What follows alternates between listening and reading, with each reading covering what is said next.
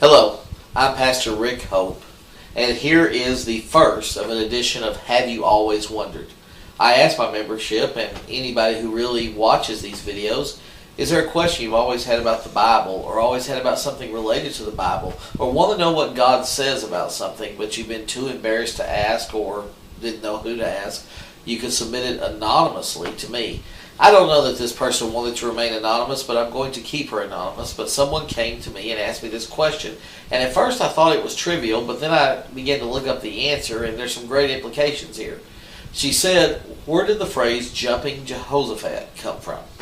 You hear, especially when you live in Redneckville, USA, and especially if you're over 60 years old, something happens and people say, well, jumping Jehoshaphat.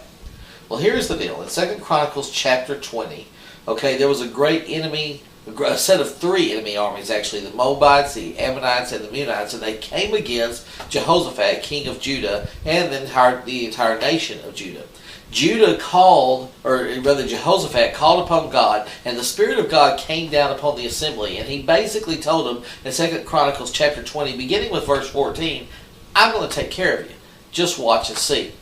Well, the next day, Jehoshaphat and his armies began to advance toward the enemies, and they began to sing praise songs. How great is the Lord, his mercy endures forever.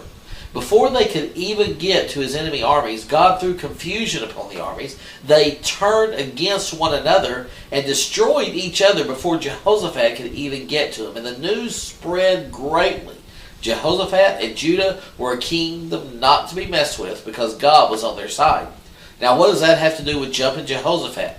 Well, very simply, it was a reminder to people when you see something that shocks you, when you see startling news, when you see something that just blows your mind, that you know to do like Jehoshaphat did, and instead of run for cover, jump into the arms of God and look to Him for comfort. Isn't that awesome? I thought that was incredible.